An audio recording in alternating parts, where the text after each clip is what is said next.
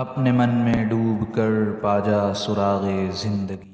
إن الله تبارك وتعالى يريد منا أن ندرس السماوات والأراضين، أن ندرس الذرات والكواكب، أن ندرس الجمادات والنباتات والحيوانات والإنسان، أن ندرس كل شيء.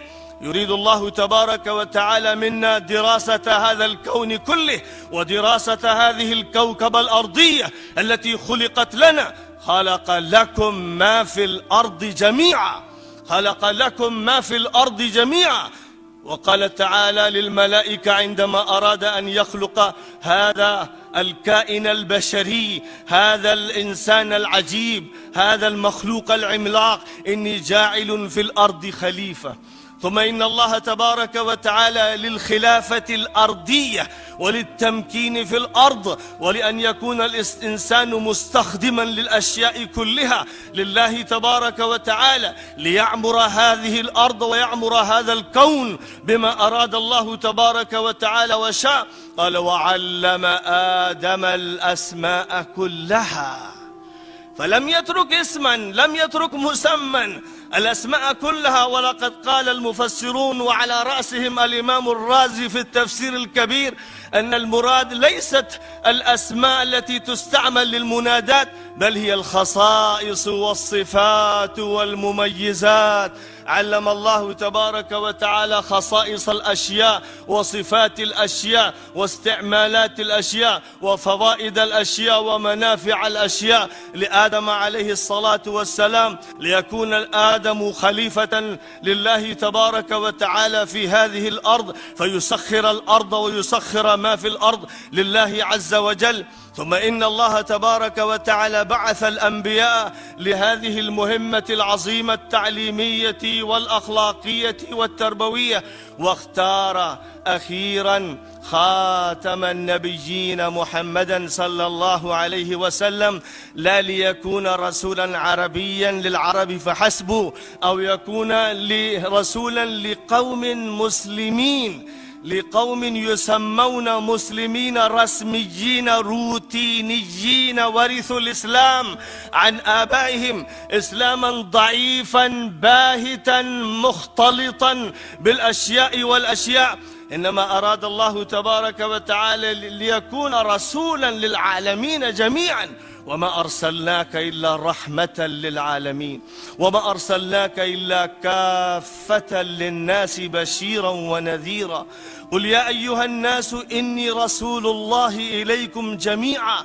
إنما جاء رسول الله صلى الله عليه وسلم بالمنهج التعليمي الذي منه البداية، لأن الأخلاق النبوية والاجتماع الإسلامي الذي درسه النبي عليه الصلاة والسلام، والفرائض والواجبات والمسؤوليات وحقوق الناس وحقوق النساء وحقوق الأطفال وحقوق الحاكم وحقوق المحكومين، وجميع هذه الموضوعات التي ندرسها لا إنها ترتكز على ذلك العلم الذي جاء به وحي الله تبارك وتعالى.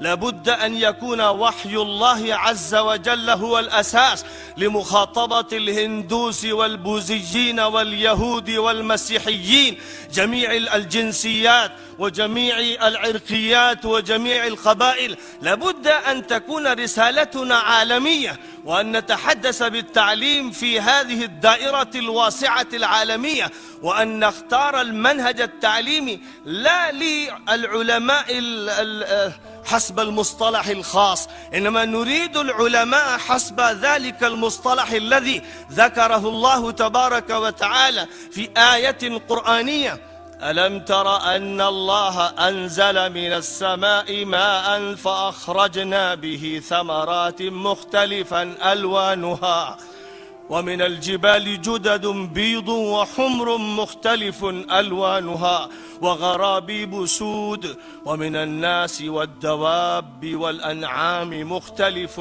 ألوانه كذلك إنما يخشى الله من عباده العلماء.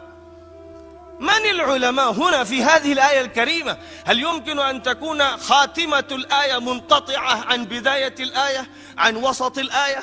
هذه الآية الكريمة عندما تتحدث عن العلماء تتحدث عن علماء النبات وعلماء الجماد وعلماء الحيوانات وعلماء الإنسان وعلماء الأفلاك وعلماء الهيئة وعلماء الطبيعة وعلماء الفيزياء وعلماء الكيمياء وعلماء المخلوقات كلها. فالآية الكريمة لا تخص علما دون علم، إنما تريد أن تذكر العلوم المبسوسة كلها التي أراد الله تبارك وتعالى أن يتعلمها البشر، ليكون هذا البشر يحمل هذا العلم من كل جوانبه فيفيد العالم كله من جميع الجوانب والنواحي.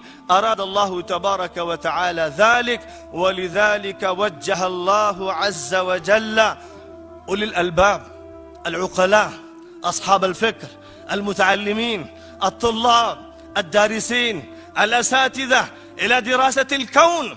إن في خلق السماوات والأرض واختلاف الليل والنهار لآيات لأولي الألباب الذين يذكرون الله قياما وقعودا وعلى جنوبهم ويتفكرون في خلق السماوات والأرض ربنا ما خلقت هذا باطلا سبحانك فقنا عذاب النار.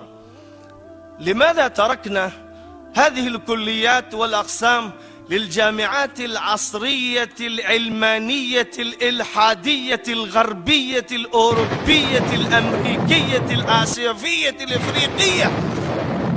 ما الذي دعا إلى هذه التفرقة؟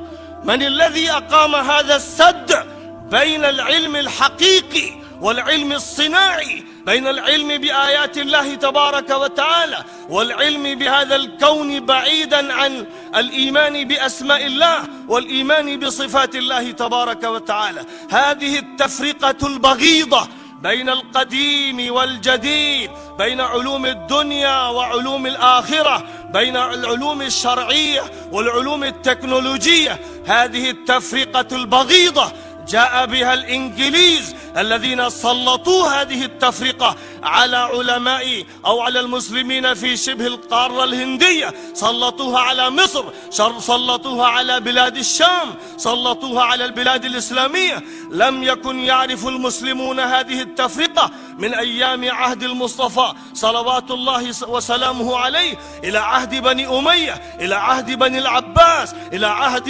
الأتراك، إلى عهد المغول، إلى العهود الأخيرة 13 قرنا لم يعرف المسلمون الازدواجية والثانوية بين نظام تعليمي إيماني وبين نظام تعليمي إلحادي. لا بد أن نقضي على هذه التفرقة وأن يكون النظام التعليمي توحيديا، ولا بد أن تكون الأمة المسلمة إنما تأخذ بهذا النظام التوحيدي في كل شيء وفي جميع المجالات. وأستميحكم عذرا أيها الفضلاء وإن أطلت في هذا الموضوع، ولكن هنالك شجن في القلب، وإن العالم الإسلامي يحتاج من العلماء المسلمين وقفة صريحة قوية صامدة أمام الفلسفات المهتزة وأمام النظريات الباطلة الفاشلة. إذن لا بد أن آخذ بعض الكلمات باللغة الأردية، وأستميحكم عذرا.